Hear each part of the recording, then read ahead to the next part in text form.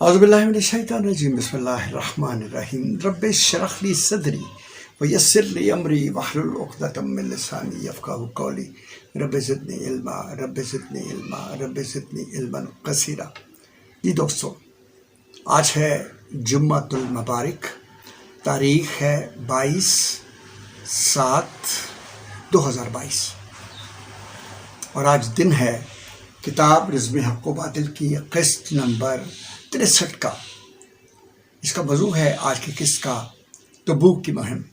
اور دوستو، اس کتاب کے مصنف اور مؤلف کہتے ہیں تالیف کرنے والے کو، جو جمع کر کے معاملات کو ایک کتاب کی صورت دیتا ہے، اس کو مؤلف کہتے ہیں، یا تالیف کرتا ہے، اکٹھا کرتا ہے۔ تو اس کے مؤلف اور مصنف کچھ حصے کے جناب شاہ بلیغ الدین ہیں، جو ایک عرصہ دراز تک ریڈیو پاکستان لاہور میں نماز فجر کے بعد ایک درس دیا کرتے تھے، اور یہ اخبار نوائے وقت کی زینت ہوا کرتا تھا۔ اور اس درس کو سننے کے لیے ٹھٹ کے ٹھٹ لگ جایا کرتے ہیں۔ میں نے یہ پڑھا ہے، سنا ہے، تحقیق کی ہے اس بات کی۔ تو آئیے شروع کرتے ہیں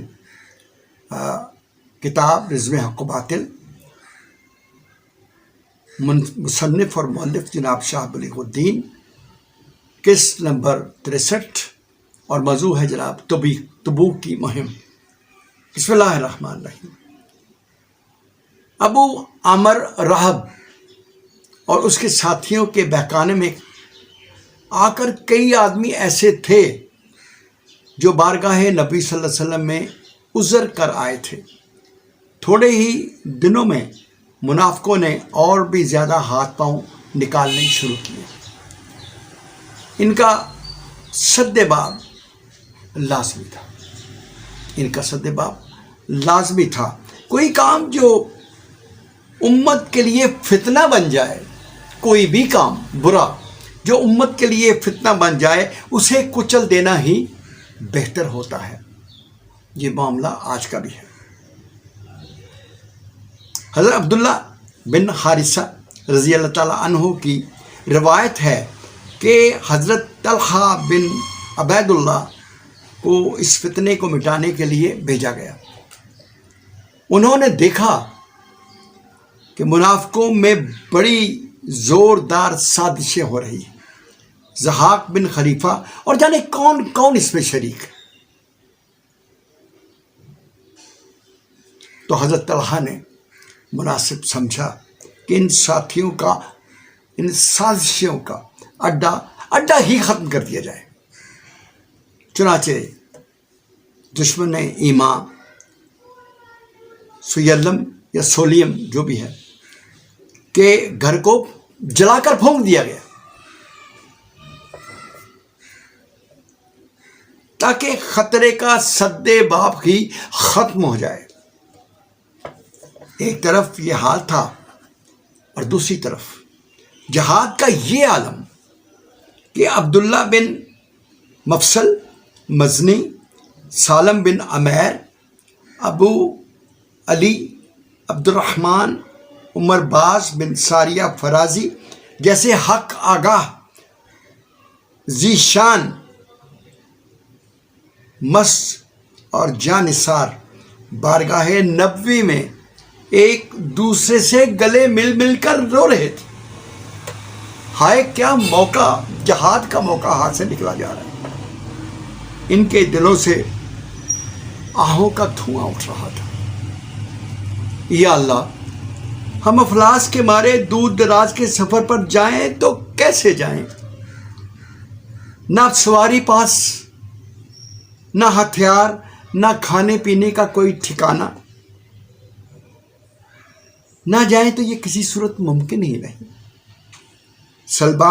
مسلمان اور جہاد کے نام پر پیچھے رہ جائے، یہ کیسے ممکن ہے؟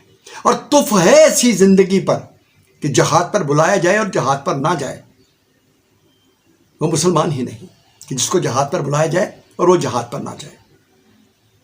دل درد و غم میں ڈوبا ہوا تھا۔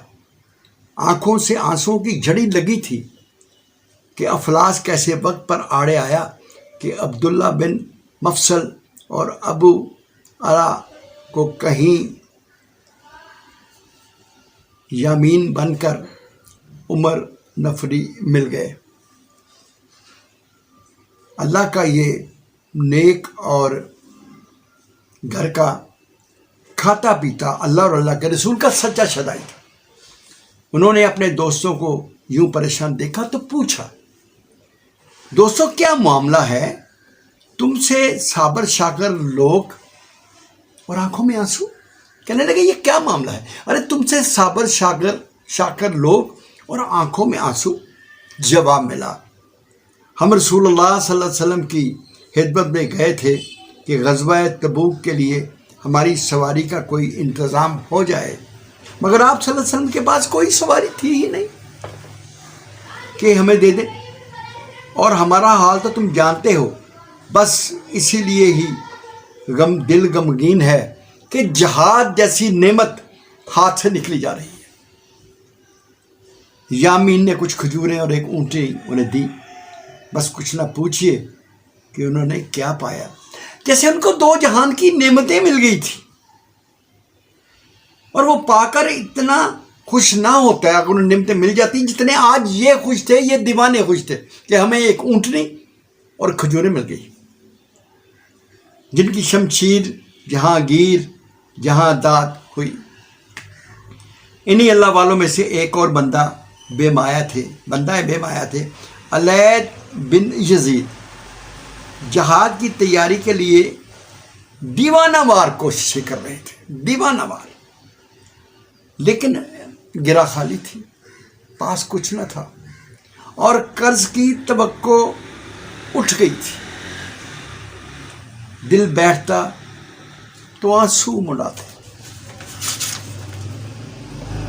بیچارگی اور بے بسی کا احساس اور بڑھ جاتا۔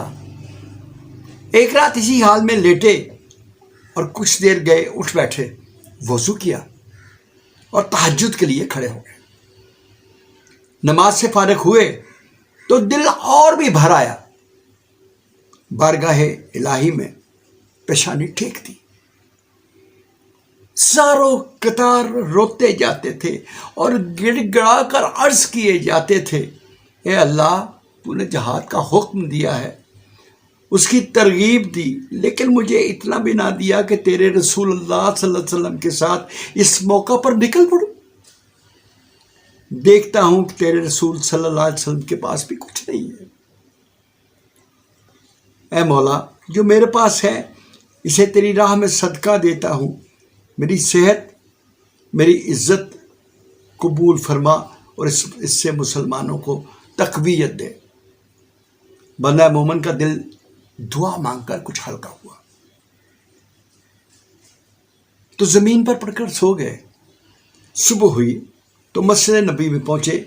رسول اللہ صلی اللہ علیہ وسلم نے صفوں کی طرف دیکھ کر فرمایا، آج رات کا صدقہ کرنے والا کہاں ہے؟ سبحان اللہ۔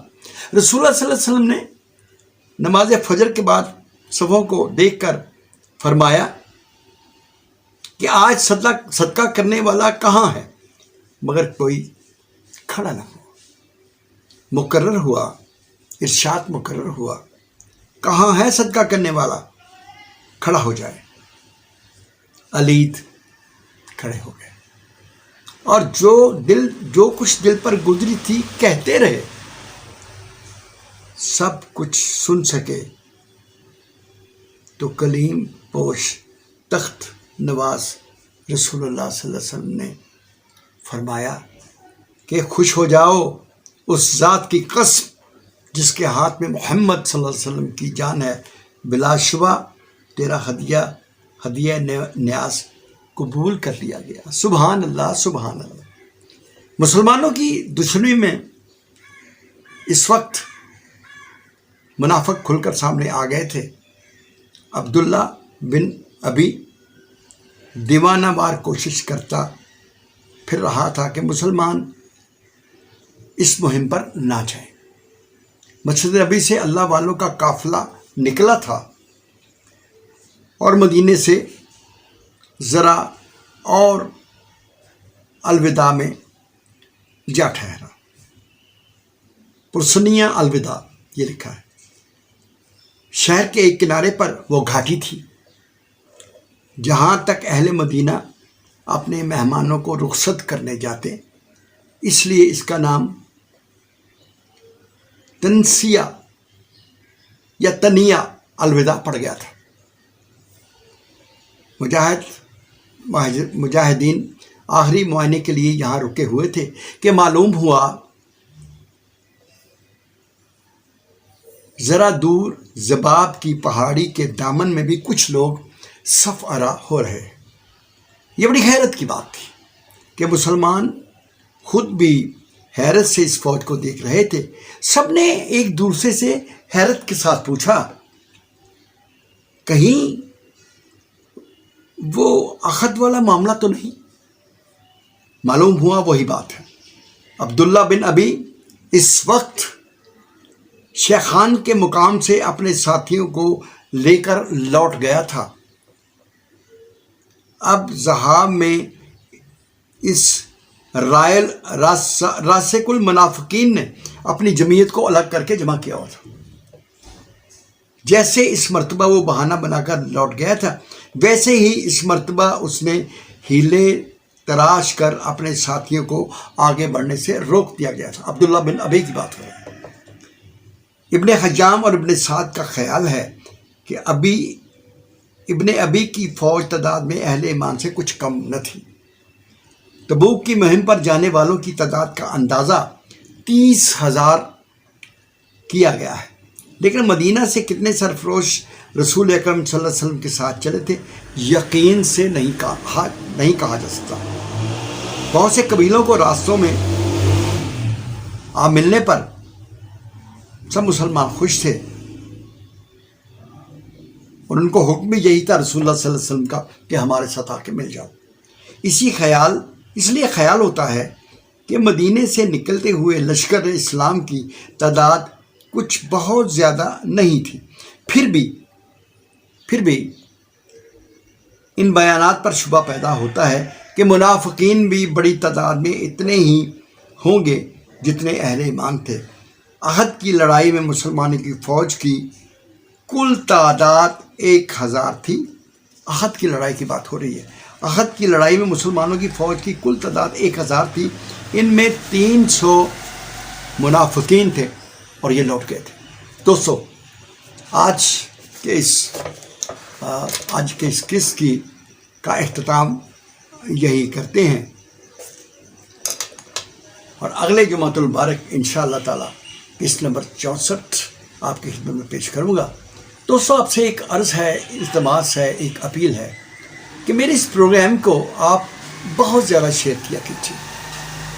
वो इसलिए कि ये चूँकि पूरी दुनिया में ये प्रोग्राम चले जाते हैं, तो हो सकता है कोई बंदा जो अहले इस्लाम में से ना हो और वो हमारी ज़ुबान को जानता भी हो हो सकता है शायद वो ये सुन के कलमा पढ़ ले, मुसलमान हो जाए, अल्लाह के रसूल का कलमा पढ़ ले, मुसलमान हो जाए। तो फिर क्या होगा कि आपको भी इसका अजर बहुत ज़्यादा मिलेगा और मुझे भी मिलेगा। और शेयर ज़रूर कीजिए और अपने ख्यालात का इजहार भी कमेंट बॉक्स में ज़रूर किया कीजिएगा और लाइक भी करें। बहुत शुक्रिया। इंशाल्लाह अगला जुमातुल मुबारक आपकी खिदमत में किस्त नंबर 64 लेकर आऊँगा इंशाल्लाह ताला। और तब तक के लिए अपने भाई तारिक मलिक को दीजिएगा इजाज़त। इंशाल्लाह रहमान आपसे मुलाकात अगला जुमातुल मुबारक होगी किस्त नंबर 64 के साथ। तो इस दौरान मेरे मुख्तलिफ प्रोग्राम आपको मिलते रहेंगे। तब तक के लिए अपने भाई, अपने दोस्त तारिक मलिक को दीजिएगा इजाज़त। अस्सलाम वालेकुम रहमतुल्लाहि व बरकातुहू।